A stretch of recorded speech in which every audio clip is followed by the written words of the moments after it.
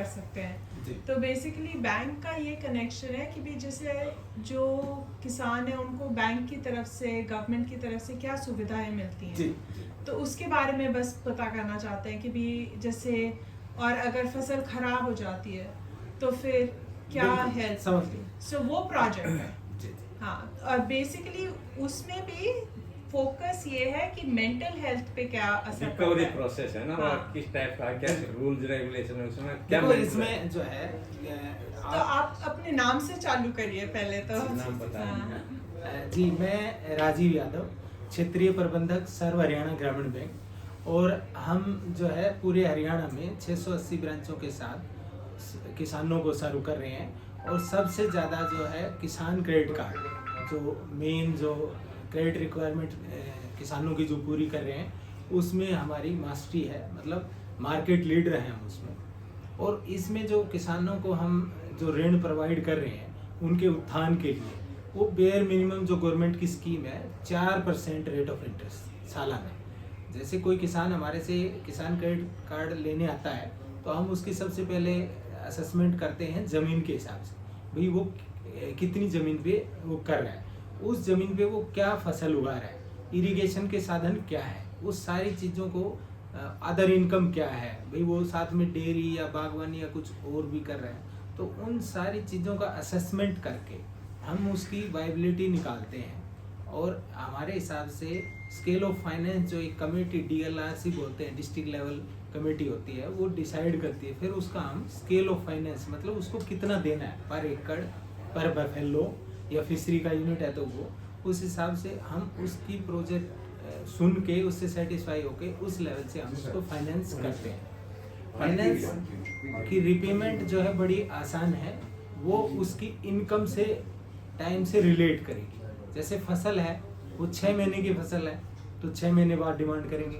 गन्ने की लंबी 1 साल से लंबी फसल है तो हम उस दौरान डिमांड करेंगे। तो ये उसके प्रोजेक्ट को पूरी तरह समझ के और ऐसे हम उसमें फाइनेंस करते हैं, उसकी मदद करते हैं। और उसमें जैसे आपने बीच में पूछा, अगर उसमें दिक्कत हो जाए, भाई नेचुरल कैलेमिटी या मौसम या कोई और भी चीज़ से, तो उसमें प्रधानमंत्री फसल बीमा योजना के तहत स्वेच्छा से, मतलब वो कंपलसरी नहीं है, अगर किसान चाहे तो एक बेयर मिनिमम प्रीमियम से, क्योंकि इसमें स्टेट और सेंट्रल गवर्नमेंट सब्सिडी देती है, उसका प्रीमियम हाई है, लेकिन वो सब्सिडी देते हैं तो उसका बैंक जो कस्टमर पोर्शन है वो काफ़ी बेयर मिनिमम है। लाइक बाजरे का लगाऊं तो 200-300 रुपये पर एकड़, सरसों का भी इसी रेट के लगभग, और धान का थोड़ा ज़्यादा है। और उस रेट पे हम उसका फसल बीमा भी बैंक करता है। अच्छा, फसल बीमा भी करते हैं आप? करते हैं। अच्छा। उसका एक कंपनी और होती है, बैंक उसका नहीं करता डायरेक्ट, हम उस कंपनी को डाटा सबमिट करते हैं, वो पॉलिसी इशू करते हैं। तो उसमें अगर ऐसे कोई वो होता है नेचुरल कैलेमिटी की वजह से, मतलब बाढ़ आने की वजह से या किसी और ऐसी, जो उसमें डिफाइंड है सारा, उन कारणों से अगर वो ख़राब होता है तो उसमें कंपनी जो है उसको क्लेम देती है। तो इससे ये रहेगा कि वो मेंटल जो प्रेशर की बात हो रही थी, अगर फसल अच्छी हो तो बहुत भगवान करे अच्छा ही हो सब, और वो रीपे करे कमा के। अगर किसी कारणों की वजह से अगर ये खराब होता है तो वो फिर कंपनी के थ्रू, मतलब उसको क्लेम मिले और वो आए, तो उससे विन विन सिचुएशन किसान की भी है, बैंक की भी है, कि हमने पैसा दिया, हमें ब्याज से मिला, हमारी इनकम हो उसमें हुई, किसान को फायदा हुआ, उसका मतलब परिवार चला। लेकिन इस टाइम जैसे थोड़ी सी चैलेंजेस हैं इसमें, जितना हम बातचीत कर रहे हैं उतना इजी है नहीं, क्योंकि लैंड होल्डिंग कम होती आ रही है किसानों की, और ये जो सुसाइड्स और ये बढ़ रहे हैं, वाइबिलिटी नहीं निकल के आ रही है। किसान जो है पहले निकल के आ रही थी, क्योंकि पहले लेबर, किसान की खुद अपनी लेबर की कॉस्ट वो नहीं, मतलब फैक्टर इन करते थे, फैक्टर इन नहीं कर रहे थे, खुद काम खुद। हम भी छोटे थे तो हमें याद है कि हमारे माँ बाप लगे रहते थे, हम भी लगे रहते थे, तो वो उस कॉस्ट को बिल्कुल शामिल नहीं कर रहे थे, और वो उनको जो भी आता था वो ये लगता था प्रॉफिट हो रहा है। लेकिन अब जैसे लाइफस्टाइल चेंज हुई है तो अब वो काम उतने लेवल पे खुद मैनुअली नहीं हो पा रहा है, और ना इतने मतलब अवेलेबल हैं परिवार में सदस्य, क्योंकि सब पढ़ाने के बच्चे पढ़ रहे हैं और मतलब गृहिणियाँ घर में लगी हुई हैं, तो ये काम हो नहीं पा रहा है खुद किसान से। तो इस कारण उसको लेबर आउटसोर्स करनी पड़ रही है और उससे उसकी कॉस्ट एस्केलेशन बहुत ज़्यादा हो गई है। कॉस्ट एस्केलेशन की वजह से उसका सारा मैथमेटिक्स गड़बड़ा गया है। इस टाइम बिल्कुल स्ट्रेस में मतलब पोजीशन जो हम असेस कर पा रहे हैं, छोटा किसान, स्मॉल फार्मर जो है, मार्जिनल फार्मर जो 1 हेक्टेयर से नीचे है और स्मॉल फार्मर जो 2 हेक्टेयर से नीचे, तो वो बिल्कुल स्ट्रेस में है। उससे ऊपर थोड़ा लैंड होल्डिंग अगर ठीक है तो वो किसान एक परिवार को चला सकता है, वो भी एक नॉर्मल उसमें, यूँ नहीं कि वो हाई फाई मतलब ऐसा कुछ। हाँ, जो अदर फार्मर हैं, बड़े फार्मर्स हैं, उनके लिए ज़्यादा ऐसी इसमें कोई दिक्कत नहीं है जी। तो मैं 1-2 क्वेश्चन पूछती हूँ आपसे। जी। तो जैसे आपने बोला कि भी वो क्रेडिट कार्ड है जिससे वो लोग ले सकते हैं, पर काफ़ी बार यूँ हमारे को पता चला है कि भी जैसे जो फार्मर है वो रेंट पे ज़मीन लेके करते हैं, जी तो पर सब्सिडी उनको तो नहीं मिलती, सब्सिडी जो लैंड ओनर है उसको मिलेगी। जी तो उसका कुछ आप लोगों ने तरकीब निकाली है कि भी जो जैसे मेरे अगर 10 किले हैं और मैं इनको 5 किले दे रही हूँ, पर लोन तो मुझे मिल रहा है ना, क्योंकि किले तो मेरे हैं। समझ गया। हाँ, तो इसमें उसका आप लोगों ने कोई तोड़ निकाला बिल्कुल है? बिल्कुल इसमें हमारे पास स्कीम है। इसको हम लैंडलेस या टेनेंट फार्मर्स बोलते हैं। हाँ उनके जी। लिए हमारे पास इंडिविजुअली भी स्कीम है, लेकिन उससे ये होता है कि हमें थोड़ा कागज कार्रवाई इसमें बढ़ती है कि कस्टमर क्या है कि मौखिक ले लेते हैं। भाई हमने मौखिक बात की किसी से कि आपकी पट्टे पे हमने ले ली, तो बैंक को कुछ लिखित में चाहिए। अगर उसने प्रॉपर एग्रीमेंट करके ऐसे लिया हुआ है तो हम उसमें फाइनेंस कर सकते हैं, लेकिन सिक्योरिटी के लिए उसकी खुद की ज़मीन भी होनी चाहिए हमारे पास में। तो अच्छा। इसमें एक मॉडल तो ये है। दूसरा मॉडल है, इसमें एक जॉइंट लाइबिलिटी है। नाबार्ड जो national agriculture bank for rural development जो है, नाबार्ड एक संस्था है जो कोऑपरेटिव सोसाइटी आरआरबीज को सुपरवाइज करती है। तो उन्होंने एक इसके लिए एक मॉडल दिया हुआ है, joint liability group. Joint liability group में 4 से 10 बंदे हम किसान जो ऐसे खेती जो ऐसे जमीन पट्टे पे लेके करते हैं, तो उनका हम स्वयं मतलब ऐसे एक जॉइंट ग्रुप बना देते हैं, आपस में उनकी गारंटी रहेगी। तो उसमें वो मिलके करें और हम उसको भी सेम वही किसान क्रेडिट कार्ड उनको बना के देते हैं। इसका सॉल्यूशन है, इसमें कोई दिक्कत नहीं। पर ये जैसे काफ़ी बार स्कीमें होती हैं जो बैंक चलाता है, गवर्नमेंट चलाती है, पर ये कई बार किसानों तक नहीं पहुंचती क्योंकि अवेयरनेस नहीं होती। तो आप लोग उसके लिए क्या करते हैं? जी, इसके लिए हमारे ना फाइनेंशियल लिटरेसी सेंटर्स जैसे चला रखे हैं, सेम वही नाबार्ड के सहयोग से। तो ये ब्लॉक लेवल पे फाइनेंशियल लिटरेसी सेंटर होते हैं जो किसानों को मतलब प्रॉपर हर स्कीम की जो गवर्नमेंट की आती है वो बताते हैं। हमारे मैनेजर्स भी और हम भी हमारी ब्रांचेज में पम्पलेट्स और बैनर्स और जो कस्टमर मीट्स होती है हमारी, उनके थ्रू बताते हैं और स्पेशल कैंपेन भी इसमें चलाते हैं। और कई बार कोई डिस्ट्रिक्ट भी हम अडॉप्ट करते हैं माइक्रो फाइनेंस के लिए या स्पेशल स्कीम किसी को इम्प्लीमेंट या उस पर फोकस बढ़ाने के लिए करते हैं। जैसे अभी हमारा चल रहा है AIF, एग्रीकल्चर इंफ्रास्ट्रक्चर फंड, मतलब जो सेंट्रल गवर्नमेंट की स्कीम है। इस पे हम किसानों को अगर मैकेनाइजेशन, फार्म मैकेनाइजेशन के लिए 6% पे रेट ऑफ इंटरेस्ट पे मतलब दिया जा रहा है ऋण। उसमें लगभग बैंक का रेट 12.5% के आसपास है, लेकिन जो बाकी 6.5% की सब्सिडी है वो सेंट्रल गवर्नमेंट उसमें दे रही है। और इसमें जो मैकेनाइजेशन में अपने कंबाइन हार्वेस्टर आ गए, ट्रैक्टर्स आ गए, अदर इम्प्लीमेंट्स आ गए, और भी काफ़ी चीज़ें हैं जैसे पोस्ट हार्वेस्ट प्रोसेसिंग है भाई, उसमें ये जो दलिया वगैरह बनाते हैं या फूड की प्रोसेसिंग जो करते हैं, पैकेजिंग करते हैं, सॉर्टिंग करते हैं या गिनिंग वगैरह इनकी करते हैं, जो पोस्ट हार्वेस्ट के जस्ट बाद जैसे शुगर मिल्स हैं, इस टाइप के काफ़ी उसमें प्रोजेक्ट्स AI में भी कवर हो रहे हैं जी। और जैसे आप जो माइक्रो लोन्स बोल रहे थे, तो यहाँ पर कोई प्राइवेट कंपनीज या NGOs भी माइक्रो लोन्स दे रही हैं या मोस्टली फार्मर्स आपके पास ही आते हैं लोन्स वगैरह के लिए? जी, इसमें बिल्कुल सही बात है आपकी। जो माइक्रो फाइनेंस कंपनियां हैं, NBFCs हैं और छोटे जो और भी स्मॉल फाइनेंस बैंक, ये इस क्षेत्र में अच्छा काम कर रहे हैं क्योंकि वो अनटैप्ड एरिया था। हमारे पास भी मैन पावर की ऐसी थोड़ी कमी रही कि हम फील्ड में ज़्यादा नहीं उतर पाए। ब्रांचेज में हम अच्छी ब्रिक एंड मोटर जो मॉडल है, ब्रांच में बैठ के अच्छी सर्विस मिल रही है। और हम स्वयं जो SHG माइक्रो फाइनेंस में ही आता है, सेल्फ हेल्प ग्रुप्स के लोन भी कर रहे हैं। उसमें NRLM, national rural livelihood mission के तहत हमारा यहाँ 2 डिस्ट्रिक्ट हमारे पास है, रोहतक और झज्जर। झज्जर में मतलब पायलट प्रोजेक्ट उसका चल रहा है, वो सक्सेसफुल है। रिकवरी रेट उसका 99%। तो माइक्रो फाइनेंस लेवल पे ऐसे हम उसमें कर रहे हैं। उसमें महिलाएं ज़्यादा हैं, 10 महिलाओं का एक ग्रुप बन जाता है। उसमें वो आपस में ज्वाइंट उसकी गारंटी देती हैं और उसको हम छोटे लेवल से शुरू करते हैं, लगभग 10,000 पर मेंबर से। और उसको धीरे धीरे अगर वो अच्छा प्रोजेक्ट कोई बेस करते हैं तो हम 10-20 लाख आगे उसमें, मतलब कोई ऐसी लिमिट नहीं है कि भाई इतना ही देना है। अगर उनका प्रोजेक्ट और वो बैंक को समझ में आता है और हमारे उसमें सेट होता है तो हम उनको ज़्यादा फाइनेंस करते हैं। और ये बहुत सक्सेसफुल मॉडल चल रहा है और महिलाएं इससे गरीबी से बाहर आई। तो आपने एक बात बताई अभी कि भी आपका रिकवरी रेट काफ़ी हाई है, पर जैसे वो माइक्रो फाइनेंसिंग का आप बता रहे हो, पर जो जैसे आप किसानों को वो क्रेडिट कार्ड वगैरह देते हो तो उसका रिकवरी रेट कितना होता है, और अगर कोई नहीं पे कर पाता तो उसके लिए फिर क्या प्रोसेस होता है? बिल्कुल नहीं, किसानों का भी रिपेमेंट जो है वो अच्छा है, क्योंकि नेट एनपीए हमारा इस टाइम जो ग्रोस एनपीए जिसको हम बोलते हैं वो बिलो 4% है। तो उसमें ऐसी बात नहीं है कि यहाँ रोहतक डिस्ट्रिक्ट का भी देखें तो 3.25% एनपीए, तो 97% तो बिल्कुल सही।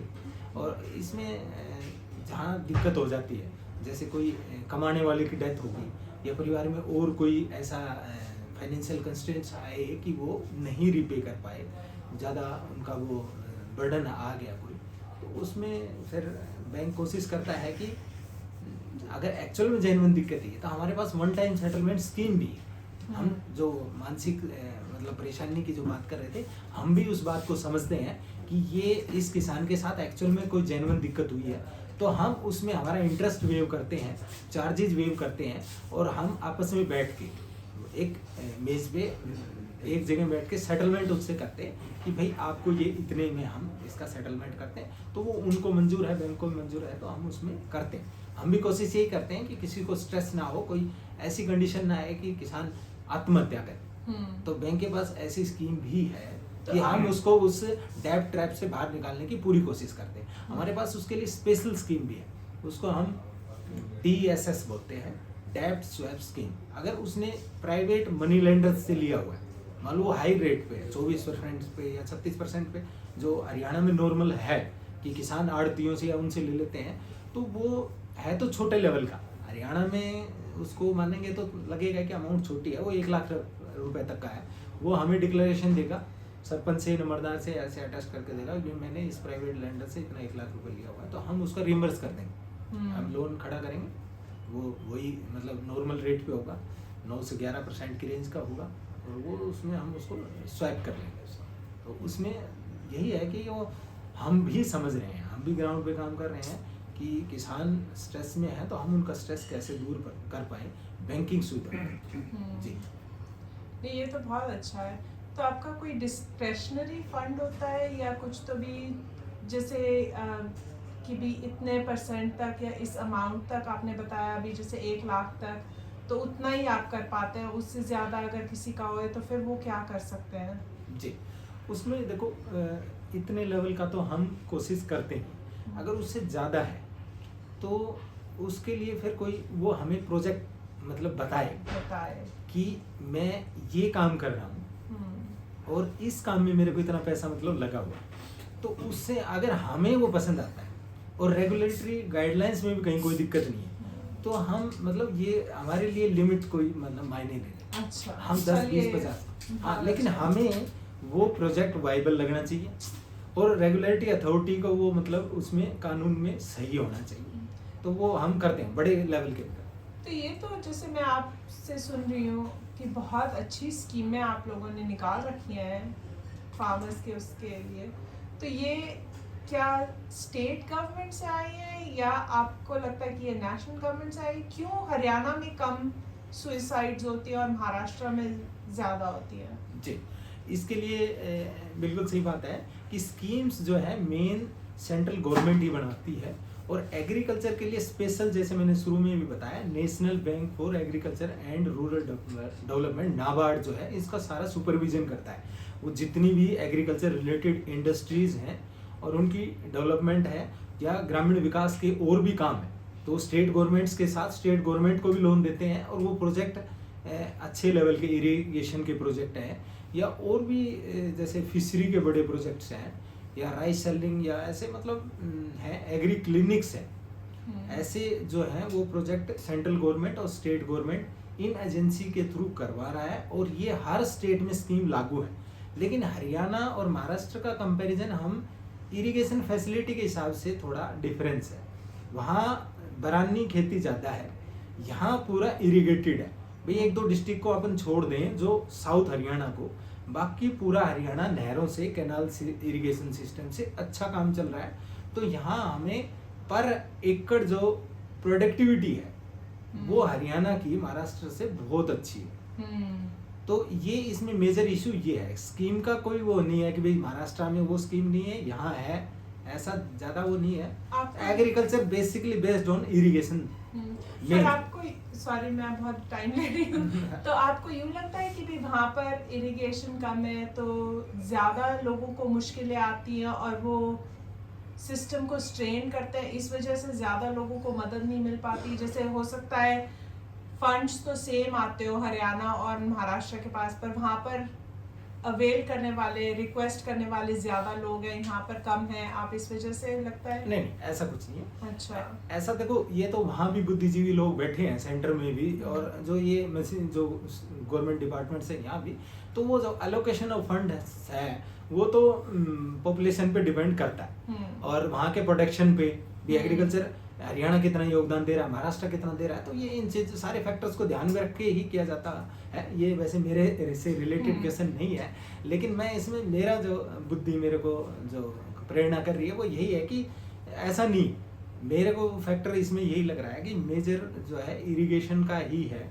जहाँ भी प्रॉपर अगर पानी पहुँचा है, जैसे पीछे भी सेंट्रल गवर्नमेंट या स्टेट गवर्नमेंट ऐसी कोई नदियों को जोड़ने की जो बात थी, वो बिल्कुल उस बात को ध्यान में रख के ही की गई है कि कहीं सरप्लस पानी है जो समुद्र में जा रहा है, खराब हो रहा है, और कहीं मतलब ऐसा है कि बिल्कुल सूखा है कि पानी ट्रेन से जाके महाराष्ट्र में सप्लाई हो रहा है पीने के लिए। तो ये हालत, तो ये जो इरिगेशन सिस्टम पूरे देश का ठीक करने की जरूरत है, जो बहुत बड़ा काम है, और उसमें अगर कहीं कुछ हो पाए तो ये सॉल्यूशन हो सकता है। चलिए एक और लास्ट क्वेश्चन है मेरा।